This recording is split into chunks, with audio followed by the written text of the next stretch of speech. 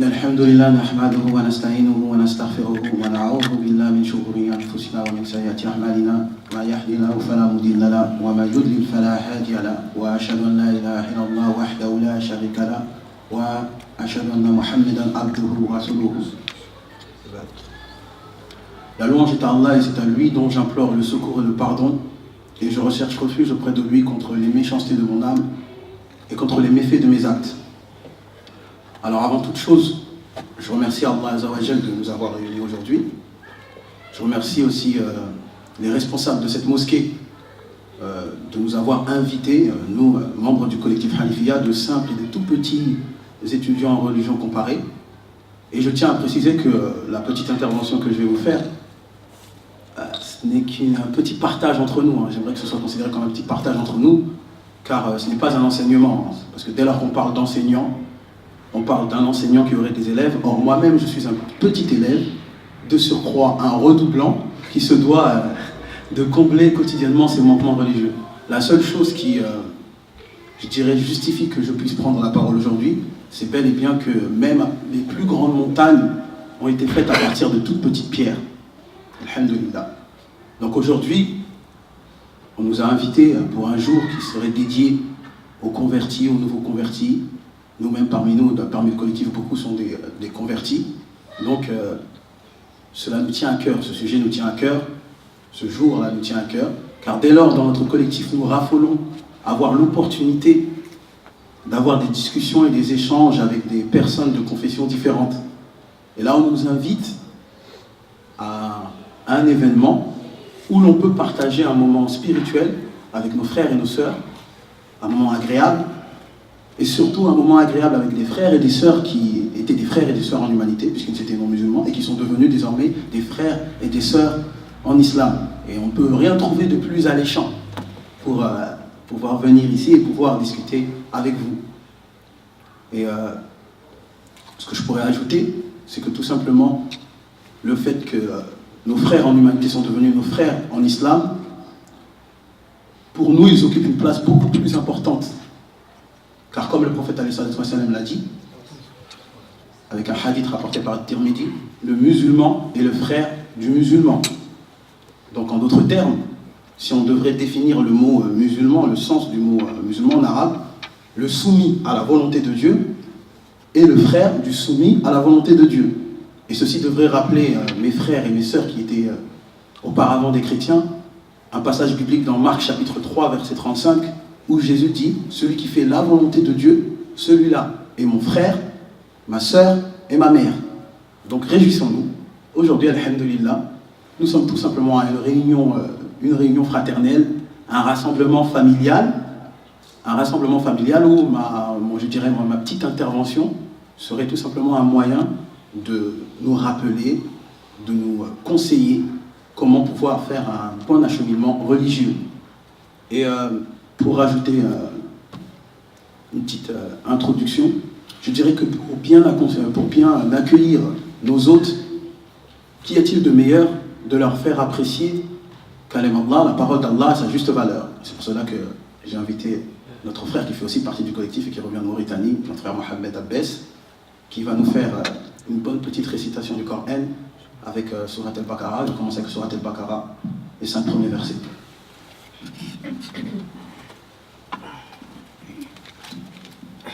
أعوذ بالله من الشيطان الرجيم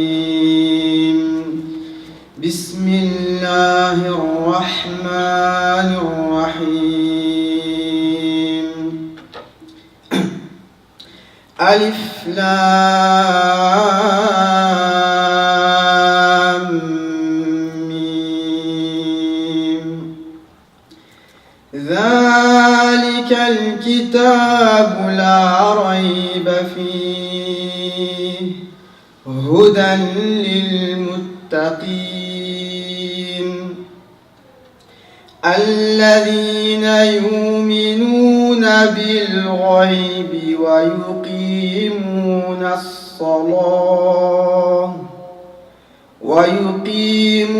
الصلاة ومما رزقناهم ينفقون ينفقون والذين يؤمنون بما أنزل إليك وما أنزل من قبلك وبالآخرة هم يوقنون أولئك على هدى من ربهم وأولئك هم المفلحون. Alif Lam Mim, c'est le livre au sujet duquel il n'y a aucun doute. C'est un guide pour les pieux qui croient à l'invisible et accomplissent la prière et dépensent de ce que nous leur avons attribué. Ceux qui croient à ce qui a été descendu, qui t'a été descendu et ce qui a été descendu avant toi, et qui croient fermement à la vie future. Ceux-là sont sur le bon chemin de leur Seigneur et ce sont eux qui réussissent. J'ai voulu commencer avec ces versets tout simplement parce qu'ils représentent l'essence même de tout le contenu que je vais vous dire, Inch'Allah. Un contenu qui est principalement axé sur 3 points. At-Tawhid Lillah, l'unicité de Dieu, les livres révélés et les prophètes. L'unicité de Dieu, At-Tawhid Lillah, le monothéisme pur, se traduit pour nous comme le but de la création. À savoir, se désavouer de toute adoration, tout culte d'adoration pour les créatures et la création, afin de se vouer exclusivement à l'adoration du vrai Créateur. Allah, dans le Coran, nous dit au chapitre 47, verset 19, فَاعْلَمْ أَنَّهُ لَا إِلَهَ إِلَّا اللَّهُ وَاسْتَغْفِرْ لِذَنبِكَ وَلِلْمُؤْمِنِينَ وَالْمُؤْمِنَاتِ وَاللَّهُ يَعْلَمُ مُتَقَلَّبَكُمْ وَمَثْوَاكُمْ. Sache donc qu'en vérité, il n'y a pas de divinité à part Allah, et implore le pardon pour ton péché, ainsi qu'aux croyants et aux croyantes. Allah connaît vos activités et votre lieu de repos. Et si nous nous tournons dans la Bible, dans Deutéronome chapitre 4, verset 39, il est dit, sache donc en ce jour et retiens dans ton cœur que l'Éternel est Dieu, en haut dans le ciel, en bas sur terre, et il n'y en a point d'autre. Donc comme vous le constatez, pour la plupart des religions, toutes les religions se réclament de Dieu. Mais nous affirmons qu'il n'y a pas 3 religions dans le monde, il n'y en a que 2. La religion de Dieu et la religion du diable. L'obéissance et la soumission à l'ordre et à la volonté de Dieu, et la désobéissance et la rébellion à l'ordre et la volonté de Dieu. Parce qu'il faut être clair aujourd'hui, lorsque nous allons dans la rue, on croise les témoins de Jéhovah, ils prétendent qu'ils sont dans la vérité. On croise les catholiques, ils prétendent qu'ils sont dans la vérité. On croise les protestants, les orthodoxes, ils prétendent qu'ils sont dans la vérité. On croise les juifs, ils prétendent qu'ils sont dans la vérité. On croise les hindouistes, ils prétendent qu'ils sont dans la vérité. Même les athées prétendent être dans la vérité. Mais nous savons très bien qu'il ne peut pas avoir plusieurs vérités, du moment que toutes ces pseudo-vérités se diffèrent entre elles. Alors, en apercevant toutes ces convictions diverses, la personne devrait être vigilante. Nous devons être vigilants et adopter une position objective qui nous permet de déterminer quel est le dogme réel qui reflète le monothéisme pur et la religion de Dieu. Et c'est pour cela qu'Allah nous donne un moyen de prendre un procédé clair et une lucidité irréfutable dans le Coran au chapitre 2, verset 165. Mohamed, fais-nous encore plaisir. 165. Ouais.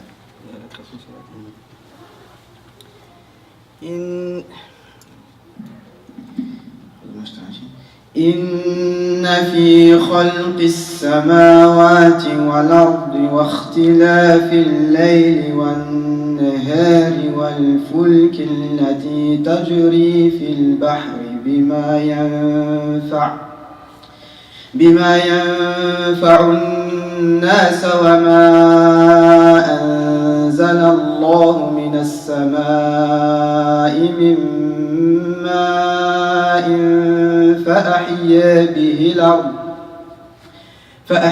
به الأرض بعد موتها وبث فيها من كل دابة وتصريف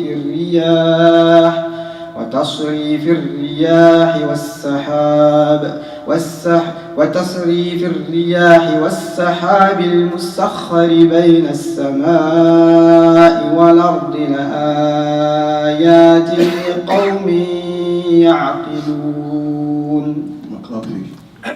Certes, la création des cieux et de la terre, dans l'alternance de la nuit et du jour, dans le navire qui vogue en mer chargé de choses profitables aux gens, dans l'eau qu'Allah fait descendre sur le ciel, par laquelle il rend la vie à la terre une fois morte, et il répand des bêtes de toute espèce, dans la variation des vents, et dans les nuages soumis entre le ciel et la terre, en tout cela, il y a des signes pour un peuple qui raisonne. Subhanallah.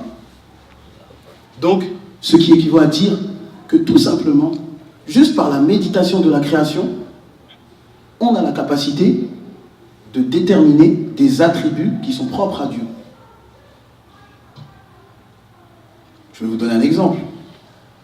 La tour Eiffel.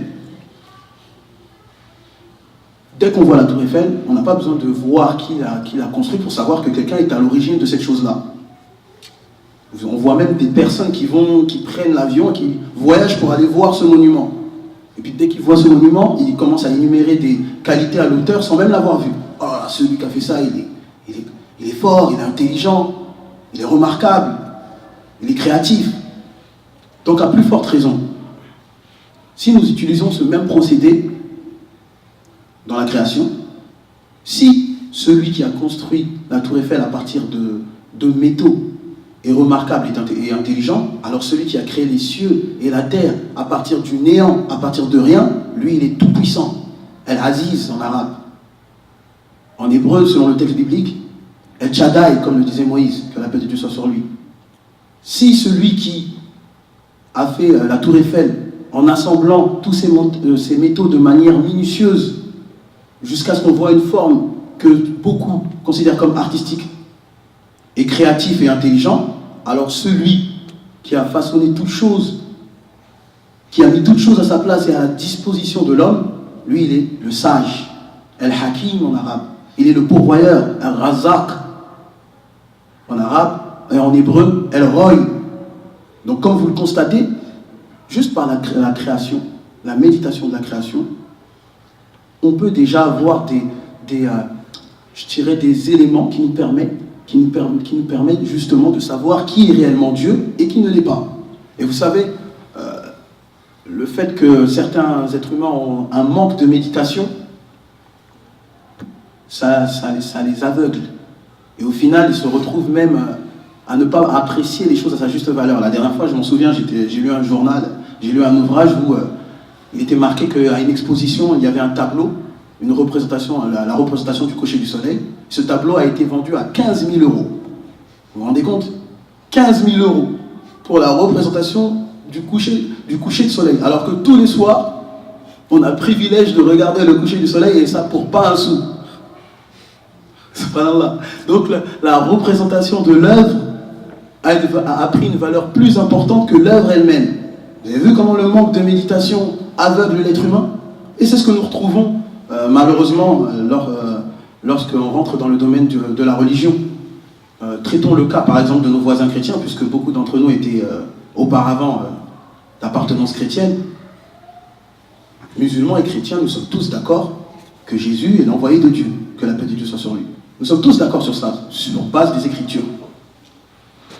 Mais nous nous rendons compte que du point de vue chrétien, l'envoyé de Dieu a pris une valeur plus importante que Dieu lui-même. Regardez même le nom seulement dans lequel il se représente. Christianisme, on entend le mot Christ, c'est-à-dire le nom même pour lequel il se représente, il n'est même pas pour Dieu. Subhanallah.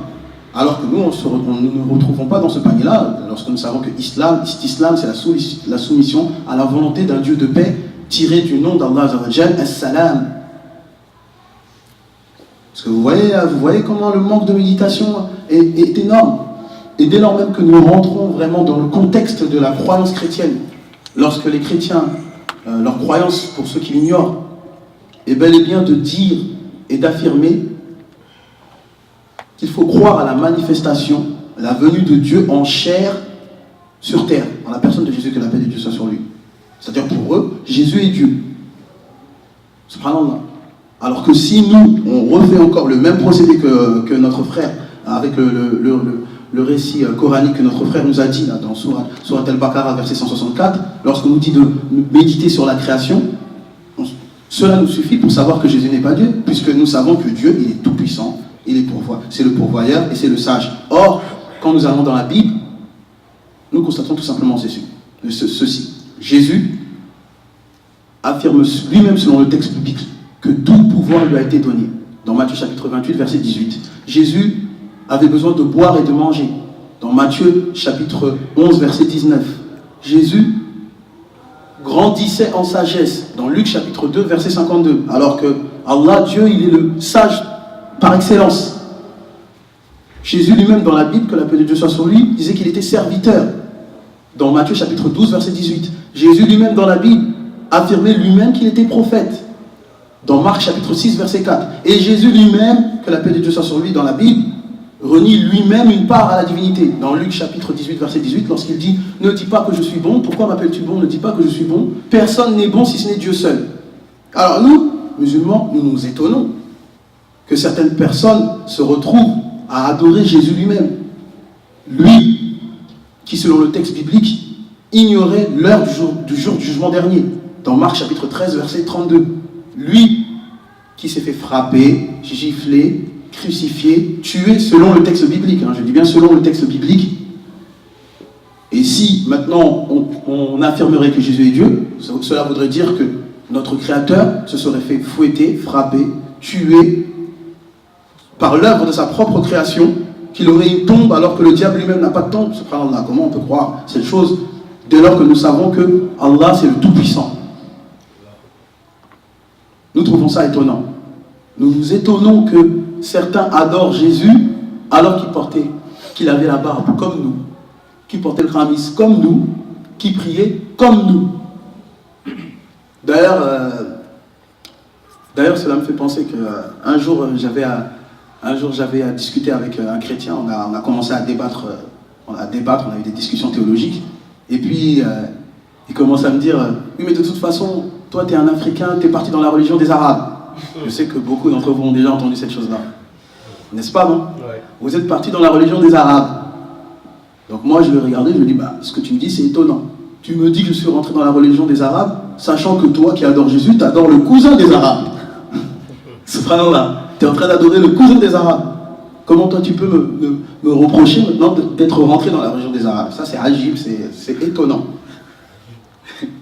Donc, vous voyez jusqu'où le manque de méditation amène à l'aveuglement vraiment spirituel. Et autre anecdote, je me rappelle, j'ai débattu avec un autre chrétien, mais alhamdoulilah, il est devenu musulman. On a commencé à parler, il a vu qu'il n'avait plus d'arguments, on a parlé vraiment longtemps, et il a vu qu'il n'avait plus d'arguments pour affirmer que Jésus est Dieu. Je lui ai dit, bon alors maintenant rentre en islam. Et qu'est-ce qu'il me répond? Il me répond, ah non, moi je ne peux pas rentrer en islam.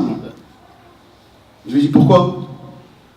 Parce que tout simplement, je ne veux pas être comme toi avec une barbe et un khamis. Moi je suis beau, j'ai des beaux vêtements, les gens m'aiment bien. Moi je ne veux pas être dans le même état que toi. Alors moi je lui ai dit, mais c'est étonnant, toi-même, tu ne veux pas être comme moi, sachant que la personne que tu adores, il était comme moi. Et lui-même avait un délaissement total pour ce bas monde. Au point même que selon le texte biblique, il n'avait pas de domicile fixe. Donc, veux-tu vraiment la vérité? Ou veux-tu ce que ton âme recherche comme plaisir?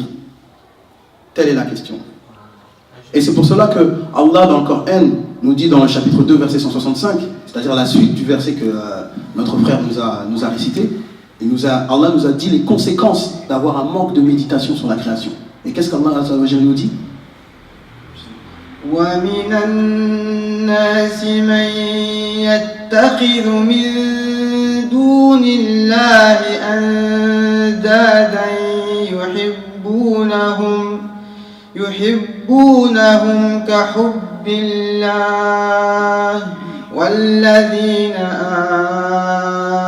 آمَنُوا أَشَدُّ حُبًّا لِلَّهِ parmi les hommes, il y en a qui prennent en dehors d'Allah des égaux à lui, en les aimant comme on aime Allah. Or, les croyants sont les plus ardents en l'amour d'Allah.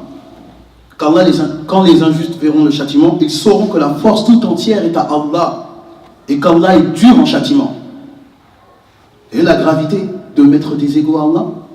Et cette idée de pensée, on la retrouve également dans la Bible, notamment dans Exode chapitre 20, verset 3, l'un des premiers des 10 commandements. Tu n'auras pas d'autre Dieu devant ma face. Et on sait ce qui s'est passé pour les enfants d'Israël lorsqu'ils se sont retrouvés à adorer le veau d'or. Dans Exode chapitre 32, Moïse, que la paix de Dieu soit sur lui, il a pris le veau, il l'a brûlé, et les cendres, il les a fait boire aux Israélites. Selon le texte biblique, il les a fait boire les cendres de leur divinité. Vous dites que ça c'est votre Dieu? Regardez, il l'a brûlé, cette idole, et il les a fait boire, il a fait boire les cendres de cette idole. Et ensuite, il leur a demandé, qui est pour Dieu? Et les Lévites se sont approchés et leur a dit, si réellement vous êtes pour Dieu, pour le crime que vous avez fait, eh bien alors donnez-vous la mort. Vous vous rendez compte? En ce temps-là, pour se faire pardonner de cet acte criminel, Dieu a ordonné qu'il se donne la mort. Mais maintenant, alhamdoulilah, c'est pas ce que nous allons proposer à nos voisins chrétiens dès lors qu'ils ont compris que c'est une faute grave. Non, on leur propose tout simplement de répondre à l'invitation qu'Allah leur a donnée dans le Coran, au chapitre 3, verset 64. يا أهل الكتاب تعالوا إلى كلمة سواء بيننا وبينكم ألا نعبد إلا الله ولا نشرك به شيئا ولا يتخذ بعضنا بعضا أربابا من دون الله فإن تولوا فقولوا اشهدوا بأننا مسلمون. Dis aux gens du livre, venez à une parole commune entre nous et vous, que nous n'adorions qu'Allah sans rien lui associer et que nous ne prenions point les uns les autres comme divinités en dehors d'Allah.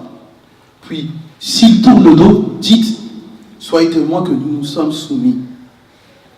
Ainsi, ce qu'il faut retenir, les frères, c'est que la clé de la réussite, c'est bel et bien d'unifier Allah sans rien lui associer.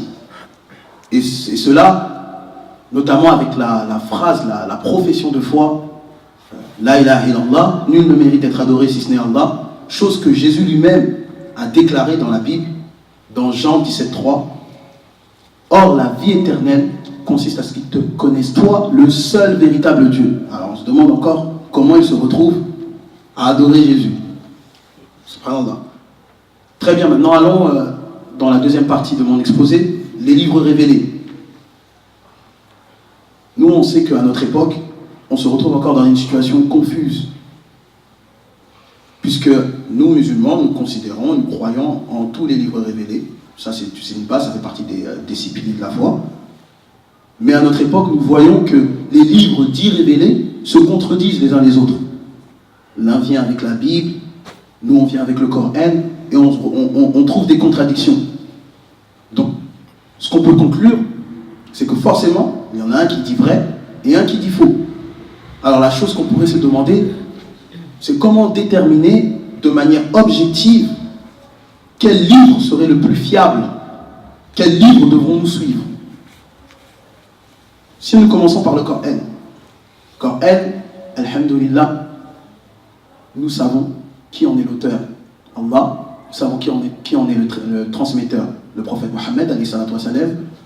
Nous savons même les explications des versets par le biais de la sunna. Nous savons même comment notre prophète, alayhi salatu wa salam, récitait ces versets coraniques, notamment par le tajwid, comme nous le fait apprécier notre frère Mohammed. Nous savons même comment le texte coranique a été préservé. L'authentification des textes est claire.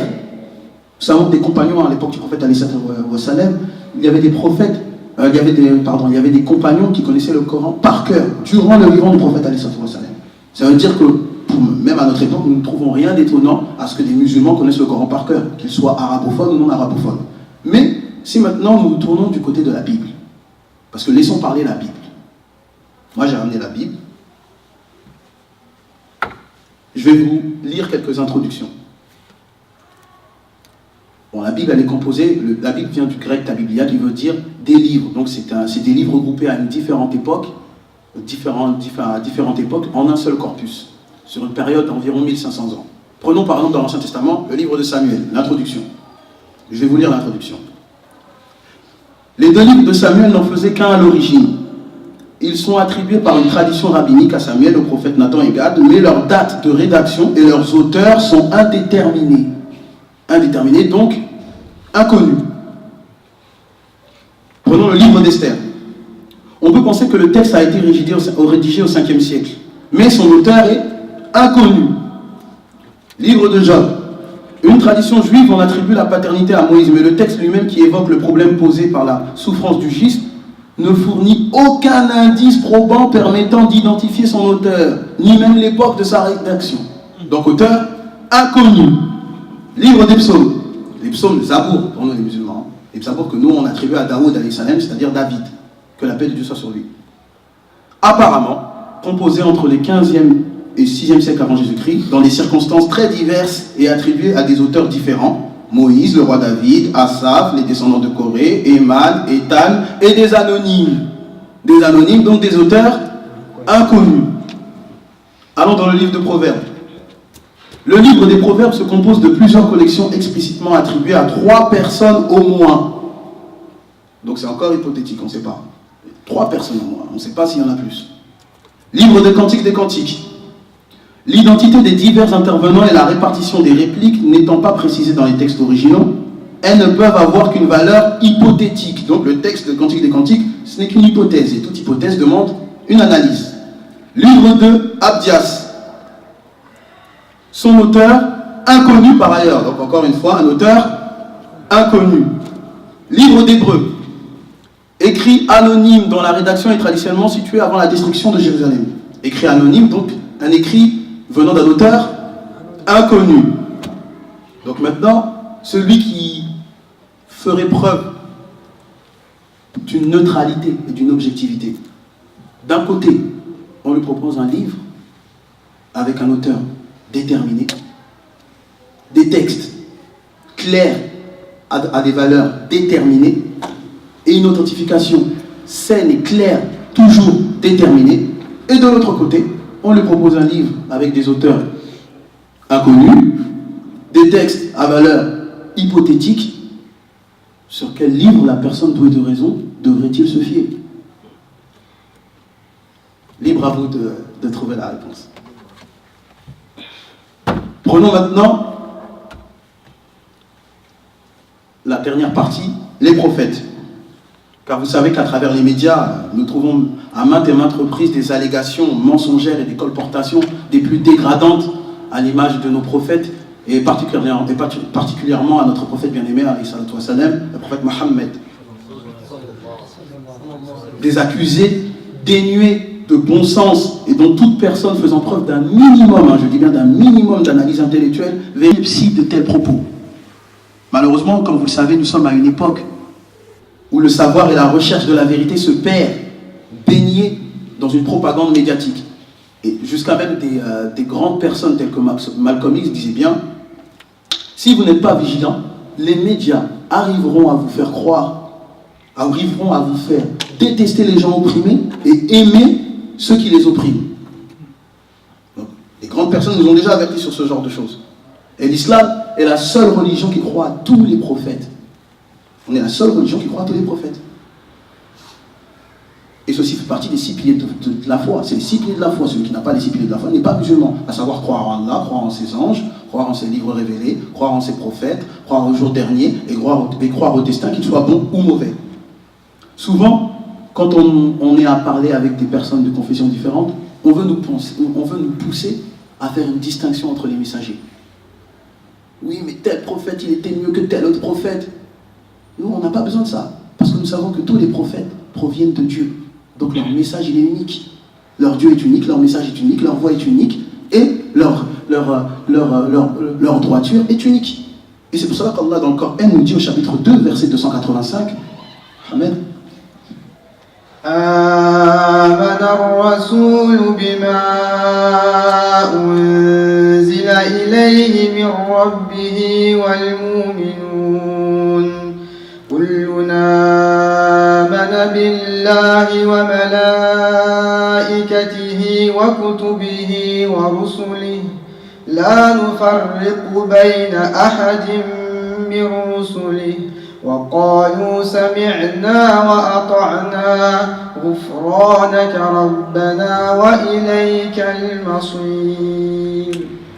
Le messager a cru en ce qu'on a fait descendre vers lui venant de son Seigneur. Et aussi les croyants. Tous ont cru en Allah, en ses anges, en ses livres et en ses messagers, en disant, nous ne faisons aucune distinction entre les messagers. Et ils ont dit, nous avons entendu et obéi. Seigneur, nous implorons ton pardon. C'est à toi que sera le retour. Alors avec ce verset, tout est clair. En termes de croyance, nous ne faisons aucune distinction entre les prophètes. Que la paix de Dieu soit sur eux tous. Et le prophète Mohammed, sallallahu alayhi wa sallam, n'est que le maillon final de la chaîne prophétique. C'est le maillon final. Donc celui qui penserait qu'il pourrait se rapprocher d'Allah sans détenir le maillon final qui lui permet d'avoir un lien entre lui et son Créateur, il se trompe totalement. Parce que nous connaissons tous le verset coranique où Allah Azza wa Jal nous dit que nous t'avons envoyé que comme miséricorde à tout l'univers. Tout le monde connaît ce verset, alhamdulillah. Donc le prophète sallallahu alayhi wa sallam est une miséricorde sur différents types. C'est une miséricorde déjà pour l'être humain en lui-même. Pourquoi ? Parce que le prophète sallallahu alayhi wa sallam nous a éduqués. Nous a éduqués pour adorer Allah non seulement dans les actes d'adoration, mais aussi dans notre mode de vie. Moi, je vais vous donner tout simplement un exemple. Rappelez-vous, lorsque les compagnons ont été persécutés et qu'ils sont partis faire l'Hijra, ils ont fait l'Hégire en Abyssinie, et qu'ils sont tombés sur le roi Nécus, qu'est-ce que Jafar, quand on a créé, a dit ? Je vais vous lire ce qu'il a dit. Ô roi, nous étions un peuple plongé dans l'ignorance, qui adorait les idoles, mangeait de la charogne non sacrifiée, commettait des abominations, chez qui le fort dévorait le faible. Tels nous étions, jusqu'à ce que Dieu nous envoie un messager issu d'entre nos rangs, dont nous connaissons le lignage, la véracité, la fiabilité et l'intégrité.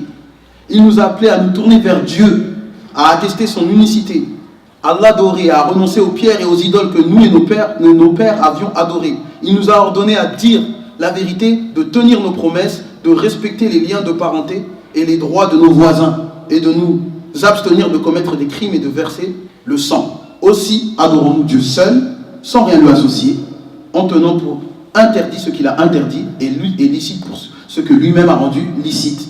Donc comme vous le voyez, c'est toute une éducation. Ce n'est pas tout simplement venir et prier ou apprendre le Coran, c'est toute une éducation. Se comporter bien avec son voisin, c'est déjà une ibada, c'est déjà une adoration.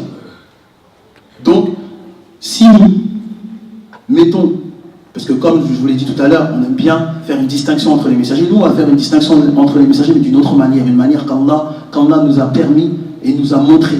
Nous avons vu que le prophète sallallahu alayhi wa sallam nous a éduqués. Et cela nous rappelle un autre prophète, le prophète Abraham, le père des croyants. Même lorsque nous allons dans la Bible, dans Genèse chapitre 12, versets 1 à 3, qu'est-ce qu'il est dit ? L'Éternel dit à Abraham, va-t'en de ton pays, de ta patrie, de la maison de ton père, dans le pays que je te montrerai. Je ferai de toi une grande nation et je te bénirai, je rendrai ton nom grand et tu seras une source de bénédiction. Ce sera une source de bénédiction pour toute la terre, au même titre que le prophète alayhi sallam. Donc on voit encore cette harmonie prophétique. Le prophète sallallahu alayhi wa sallam est aussi une miséricorde pour la création en elle-même, en donnant des droits à la nature et aux animaux. Regardez, subhanallah, un hadith rapporté par Muslim. Chaque musulman qui plante une plante, alors tout ce qui en sera mangé sera compté pour ce musulman comme un acte de charité. Tout ce qui en sera volé sera compté pour lui comme un acte de charité. Tout ce qu'un animal en mangera sera compté pour lui comme un acte de charité. Tout ce qu'un oiseau en mangera sera compté pour lui comme un acte de charité. Regardez, subhanallah. Il y a même de la considération pour la création d'Allah. On doit même donner des droits aux plantes et à la nature. Et ceci, si on le met encore en comparaison avec les prophètes auparavant, cela nous rappelle, par exemple, l'histoire du prophète Nour alayhi salam, Noé, lors du déluge. Je vais même vous lire un passage biblique dans Genèse chapitre 7, verset 13. Lorsque Noé il prit sa femme et ses enfants. Noé, il a pris chaque espèce. Chaque espèce, il les a pris, il les a mis dans l'arche. Pour qu'on puisse encore conserver la puissance d'Allah par le biais de sa création, par l'œuvre de sa création. Regarde ce que le passage nous dit. Donc, ainsi que tout, il en a avec lui, ainsi que tous les animaux selon leur espèce. Tout le bétail selon son espèce. Tous les reptiles qui rampent sur la terre selon leur espèce. Tous les oiseaux selon leur espèce. Tous les petits oiseaux, tout ce qui a des ailes, ils entrèrent dans l'arche avec Noé, 2 par 2, issus de toutes les créatures qui ont un souffle de vie. Il en entra mâle et femelle de toute espèce, comme Dieu l'avait ordonné à Noé. C'est-à-dire, c'est une manière, justement, de conserver l'œuvre d'Allah. C'est pour ça qu'on se doit de donner les droits même à la création. Donc le prophète sallam est aussi une miséricorde pour la création. Le prophète sallam est aussi une miséricorde pour les non-croyants. Les non-croyants dans quel sens? Dans le sens qu'en les invitant sans relâche à vouer un culte exclusif à Dieu. Et ceci quelle que soit leur communauté, leur faute ou leur statut social. Allah nous dit dans le chapitre 16, verset 125, par la sagesse et la bonne exhortation. ادع إلى سبيل ربك بالحكمة والموعظة الحسنة وجادلهم بالتي هي أحسن. Par la sagesse et la bonne exhortation, appelle les gens au sentier de ton Seigneur et discute avec eux de la meilleure façon. Et subhanallah, si on fait encore un comparatif avec les prophètes auparavant, cela nous fait penser à un passage dans la Bible au sujet de Jean-Baptiste, Yahya, alayhi salam, lorsque dans Matthieu chapitre 3, versets 1 à 12, il partait partout dans les villes, il allait de désert, dans les déserts de Judée, partout, pour dire au peuple, repentez-vous car le royaume de cieux est proche. Le prophète, alayhi salam, est aussi une miséricorde pour les croyants. On a donné leur vie. Il a donné sa vie. Il a donné sa vie pour nous, pour que nous soyons musulmans, pour que nous soyons dans la guidée et que nous soyons sauvés. Et ceci, conformément au Coran, au chapitre 9, verset 128. لقد جاءكم رسول من أنفسكم عزيز عليه ما عنتم حريص عليكم بالمؤمنين رؤوف رحيم فإن تولوا فقل حسبي الله لا إله إلا هو عليه توكلت وهو رب العرش العظيم. Masha'Allah, Mohamed, il a vu la puissance du Coran, il a même dépassé le verset. Certes, un messager pris parmi vous est venu à vous, auquel pèsent lourd les difficultés que vous subissez, qui est plein de sollicitude pour vous, qui est compatissant et miséricordieux envers les croyants. Vous avez vu, subhanallah? Et si on met encore un comparatif avec un prophète auparavant, moi je veux vous donner l'histoire même de Moïse, Moussa alayhi salam. Il est venu sortir carrément les enfants d'Israël d'Égypte pour les ramener jusqu'à la terre promise. Il en est même mort avant même d'arriver à cette terre promise. Et d'ailleurs même, ça me revient, je vais même vous lire un passage biblique dans Exode chapitre 32, verset 32, parce que ce passage-là, il vient de me venir en tête et je trouve qu'il est très très important. C'est dans Exode chapitre 32, verset 32. Parce que nous savons que les chrétiens, nos voisins chrétiens, malheureusement, ils disent que Jésus serait Dieu venu en chair et qu'il serait mort pour racheter le péché de l'humanité. Ça, c'est leur croyance. Et justement, là, il me vient un passage qui est très intéressant. Lorsque les Juifs se sont retrouvés à adorer le veau, que s'est-il passé? Je vous l'ai dit tout à l'heure, Moïse a détruit l'idole et leur a fait boire les cendres de cette idole. Mais qu'est-ce qu'il a fait, Moïse? Il est parti carrément, selon le texte biblique, il est reparti parler à Dieu et il lui a demandé d'intercéder. Il a intercédé pour les enfants d'Israël. Je vais vous lire le passage. Dans Exode chapitre 32, verset 32. Voilà ce que Moïse dit à Dieu. Pardonne-les maintenant. Pardonne-les leurs péchés. Sinon, efface-moi de ton livre que tu as écrit. C'est-à-dire que Moïse, selon le texte biblique, il a dit à Dieu, pardonne-les. Sinon, efface-moi du livre de la vie. Donc si maintenant, les chrétiens prétendent que Jésus serait venu, il se serait sacrifié, qu'il serait Dieu, il se serait sacrifié pour racheter les péchés des gens, et nous disons tout simplement ça. Dieu, nous savons que c'est lui qui donne la vie et qui donne la mort. Donc si Dieu se donne lui-même la mort pour se donner la vie, moi je ne vois pas où se trouve le sacrifice, parce que le sacrifice c'est sauter quelque chose, se sauter un désagrément pour bénéficier de quelque chose. Mais Allah, on sait très bien qu'il n'a pas besoin de ça.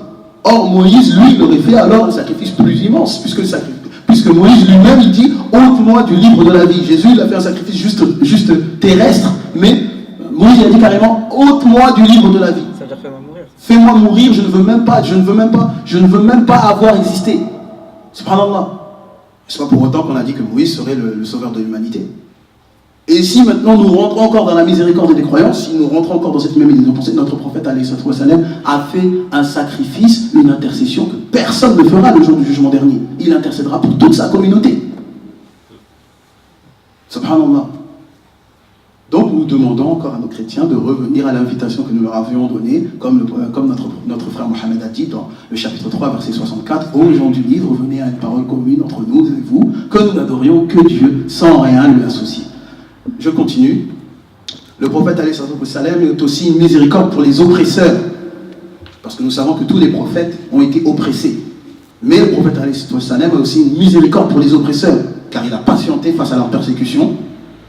Il les a pardonnés, on a tué son oncle, il les a pardonnés, on l'a chassé, il a pardonné, on l'a humilié avec les enfants de Taïf quand on lui a jeté des pierres jusqu'à ce que le sang coulait, mais il a encore pardonné. Subhanallah, ce n'est pas une miséricorde. Est-ce que ceci vraiment est synonyme de, comme ils veulent nous faire croire, d'une religion de barbares? Non, du tout.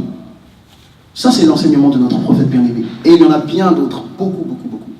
Mais je pense que toutes ces indications suffisent pour celui qui est clairvoyant et qui a de la lucidité. Et d'ailleurs, je vais vous donner un exemple d'un auteur qui est non musulman, qui justement a fait preuve de cette lucidité. Alphonse Lamartine, un écrivain célèbre, qui a dit quoi? Je cite au sujet du prophète Mohammed, après avoir étudié la vie du prophète, qu'est-ce qu'il a dit?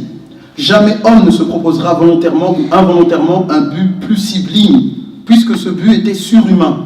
Saper les superstitions interposées entre la créature et le Créateur, rendre Dieu à l'homme et l'homme à Dieu, restaurer l'idée rationnelle et sainte de la divinité dans ce chaos de Dieu matériel et défiguré de l'idolâtrie. Vous avez vu, subhanallah? Voilà quelqu'un qui fait preuve de neutralité. Et pour conclure vraiment mon petit exposé, parce que je ne veux pas être, je pense que j'ai été un petit peu trop long, je vais vous donner quelques anecdotes qui m'est arrivé, moi, comme je suis sûr, pour pas mal d'entre vous, ça leur est aussi arrivé. Un jour, il y a fort longtemps, je marchais, je faisais mes courses, et une vieille dame, elle m'a vu, elle m'a avec moi, mon crâne et ma barbe, alors elle est venue, elle m'a froncé les sourcils, elle est venue me voir, et elle m'a dit « Pourquoi vous êtes des terroristes? Pourquoi vous êtes des meurtriers? Et pourquoi toi tu tues tout le monde sur terre ?» Puis moi j'ai voulu m'expliquer, bon, elle ne m'a même pas laissé le temps, elle est partie directement. Ce qui est fort dommage, j'aurais tant aimé lui dire certaines choses. À commencer, je lui aurais dit tout simplement que, écoutez, moi je ne suis pas au courant d'avoir tué quelqu'un, déjà c'est la première chose. Et puis aussi, j'ignorais que 1,6 milliard de personnes, puisque c'est le chiffre officiel du nombre de musulmans, eux aussi auraient tué quelqu'un, ça je l'ignore. Mais moi, à mon tour, puisque je suis un ignorant, je vous pose des questions. Qui a déclenché la Première Guerre mondiale? Est-ce que ce sont les musulmans? Non, ce ne sont pas les musulmans. Qui a déclenché la Deuxième Guerre mondiale? Première et Deuxième Guerre, c'est qui? Est-ce que ce sont les musulmans? Non, ce ne sont pas les musulmans. Qui a tué 20 millions d'aborigènes australiens? Est-ce que ce sont les musulmans? Ce ne sont pas les musulmans. Qui ont fait tomber une bombe à Hiroshima? Est-ce que ce sont les musulmans? Ce ne sont pas les musulmans. Qui ont anéanti tout un peuple, les Indiens d'Amérique, en Amérique du Nord, plus de 100 millions. Est-ce que ce sont les musulmans? Non, ce ne sont pas les musulmans. Qui ont exterminé 50 millions d'Indiens en Amérique du Sud? Est-ce que ce sont les musulmans? Ce ne sont pas les musulmans. Qui a rendu en esclavage 180 millions d'Africains?